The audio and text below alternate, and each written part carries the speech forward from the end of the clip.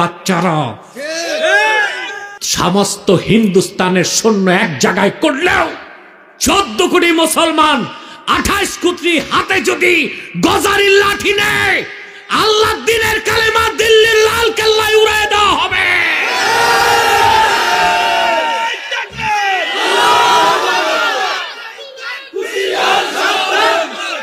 মমতা ব্যানার্জি বাংলাদেশের স্বাধীনতার বিরুদ্ধে যে বক্তব্য দিয়েছে, 24 ঘন্টার মধ্যে পররাষ্ট্র উপদেষ্টাকে ভারতের রাষ্ট্রদূতকে তলব করে শোকজ করতে হবে, নতুবা বাংলাদেশের মানুষ ভারতের যে দূতাবাস আছে তা ঘেরাও করবে, প্রত্যেকটা ইটকে আলাদা করে দিবে বাংলাদেশের মুসলমান। মজবুত থাকুন, আলেম ওলামার ডাক দিলেই ঝাঁপিয়ে পড়বেন ইনশাআল্লাহ। বর্তমান সরকারকে 3টা পরামর্শ দিব, যে 3টা নীতি তারা বাস্তবায়ন করে হিন্দুস্তান বাংলাদেশের নাম শুনলে হরে রাম করতে করতে পানি খাবে। সম্মানিত সুধী, আমি আপনাদেরকে একটা ভয়ঙ্কর সংবাদ শোনাচ্ছি। পশ্চিম বাংলার মুখ্যমন্ত্রী মমতা ব্যানার্জি, এই নষ্টা ভ্রষ্টা মহিলাটি ভারতের প্রধানমন্ত্রী মুসলমানদের রক্তে যার হাত রঞ্জিত সন্ত্রাসী খুনি মোদীকে বলেছে বাংলাদেশে শান্তি রক্ষী বাহিনী পাঠাতে। একটা স্বাধীন দেশে ভারতের প্রধানমন্ত্রীকে সে দেশেরই কোনো এক মুখ্যমন্ত্রী যদি বলে শান্তি রক্ষী বাহিনী পাঠাতে, তাহলে বোঝা যায় তারা আমাদের স্বাধীনতায় হস্তক্ষেপ করতে চায়। আমরা যে আশঙ্কা করে আসছি তা কি মিথ্যা?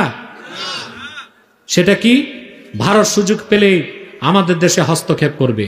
মোদীকেও বলে দিচ্ছি আর মমতা ব্যানার্জিকেও বলে দিচ্ছি, সাবধান, বাংলাদেশের দিকে হাত বাড়াবা, 14 কোটি মুসলমান ওই কালো হাতকে ভেঙ্গে দিবে। তৃতীয় বিশ্বের একটা তৃতীয় শ্রেণীর রাষ্ট্র ভারত। বাংলাদেশে যারা জুজুর ভয় দেখায়, প্রত্যেক রাজনৈতিক দলে ভারতের দালাল ঢুকে আছে, ভারতকে খুশি করে ক্ষমতায় যেতে চায়।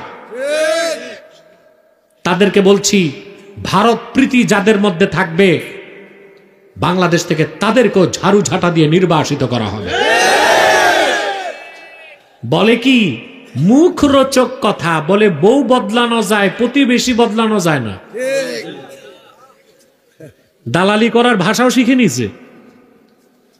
বেটা তুমি প্রতিবেশী বানাও, ভারত তো তোমার প্রতিবেশী মানে না, বাংলাদেশের স্বাধীনতায় হাত দিতে চায়।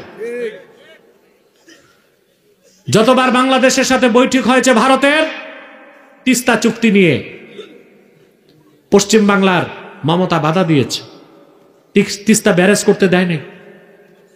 আমাদেরকে বর্ষা মৌসুমে পানি দিয়ে মারে, শুকনা মৌসুমে পানি আটকায়। ওরা পানি দেয় আর আমরা ইলিশ মাছ চাষ করে ওদেরকে পাঠাই। ওরা শুধু নেয়, আমাদেরকে দিতে চায় না। বাংলাদেশের পরীক্ষিত শত্রু হচ্ছে হিন্দুস্তান। তার সাথে বাংলাদেশের কোনো বন্ধুত্বপূর্ণ সম্পর্ক থাকতে পারে না। বলে প্রতিবেশী তো সম্পর্ক রাখতে হয়। উত্তর কোরিয়ার পাশে দক্ষিণ কোরিয়া, উত্তর কোরিয়ার নিকট প্রতিবেশী দক্ষিণ কোরিয়া। আপনারা জানেন দক্ষিণ কোরিয়া থেকে মানুষ তো দূরে থাক, একটা বিড়ালও উত্তর কোরিয়ায় ঢুকতে পারে না। ওরা প্রতিবেশী বুঝে না। আমেরিকার নিকট প্রতিবেশী মেক্সিকো, আমেরিকা মোটা কাঁটাতারের বেড়া দিয়ে মেক্সিকো আলাদা করে রাখছে, প্রতিবেশী সম্পর্ক নাই, কারণ শত্রু তো শত্রুই। ভারত কাঁটাতারের বেড়া দিয়ে আমাদের দেশের লোক যাইতে দেয় না, কিন্তু ওদের দেশের চোর চামার আর ফেন্সিডিল ব্যবসায়ীকে ঢুকায়। ফারাক্কায় বাদ দিয়া পানি দিয়ে আমাদেরকে কষ্ট দেয়, ভেজাল ওষুধ পাঠায় আমার দেশের মানুষগুলোকে হত্যা করে। বাংলাদেশের 16 বছর যারা নির্যাতন করেছে তাদেরকে হিন্দুস্তান সহযোগিতা করেছে। এদেশের আলেম ওলামার উপর যত নির্যাতন নিপীড়ন হয়েছে ভারতের পরামর্শ হয়েছে। বাংলাদেশের স্বাধীনতার শত্রু হিন্দুস্তান, মমতা ব্যানার্জির কথায় তা প্রকাশ পেয়েছে। বাংলাদেশের নিজেরই তো শান্তিরক্ষী বাহিনী আছে।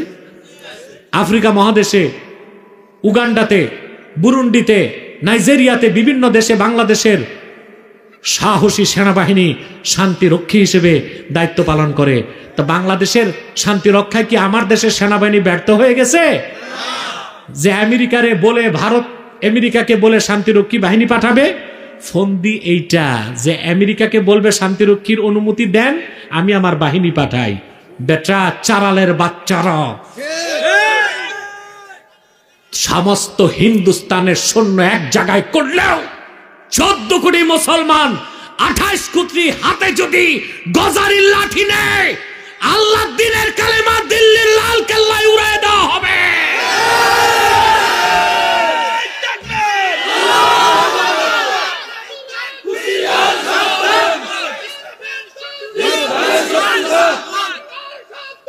ইসলামের শত্রুরা আল্লাহু আকবার, ইয়া রাসূলুল্লাহ, মানবতার দালালেরা হুঁশিয়ার সাবধান, হুঁশিয়ার সাবধান।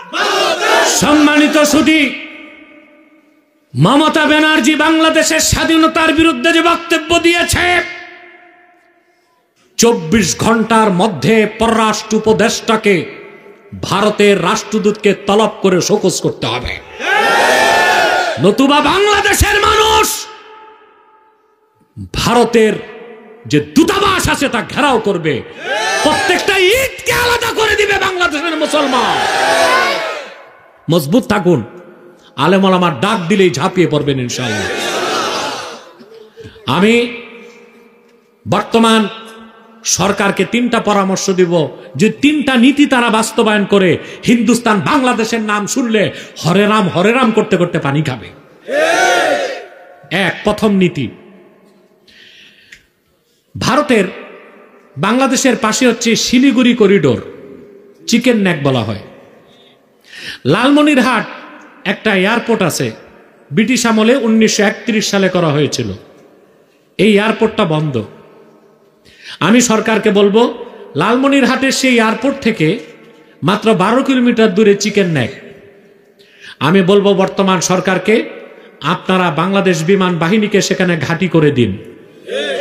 তার মাত্র 3 মিনিটের মাথায় ওই এয়ারপোর্ট থেকে বাংলাদেশ যারা এয়ারফোর্স, তারা চিকেন নেককে কেটে দিলে, আঘাত করলে ভারত থেকে 7 সিস্টার আলাদা হয়ে যাবে। ভারত কখনো বাংলাদেশের দিকে তাকাবার সাহস পাবে না। 2, ভারতের চিরশত্রু চায়নার সাথে আমি বলবো বর্তমান সরকারকে সামরিক চুক্তি করতে। 3, সমস্ত আমদানি রপ্তানি বন্ধ করে বাংলাদেশের উচিত অন্য কোন রাষ্ট্র, অন্য যে রাষ্ট্রগুলো আছে তাদের সাথে বাণিজ্য চুক্তি করা। এই 3টা নীতি যদি বর্তমান সরকার বাস্তবায়ন করতে পারে, ভারত চোখ তুলে তাকাবি তো দূরে থাক, বাংলাদেশের নাম শুনলে ও পানি খাবে, ভারতের প্রধানমন্ত্রী নরেন্দ্র মোদী। কিন্তু প্রশ্ন হচ্ছে, এই সাহসী পদক্ষেপগুলো বর্তমান সরকার গ্রহণ করতে পারবে কিনা, এটি আমাদের প্রশ্ন। কারণ যত উপদেষ্টা বলা ঠিক না, সব মেরুদণ্ডহীন। অতএব জনগণ কি সিদ্ধান্ত নিতে হবে, কি করতে হবে।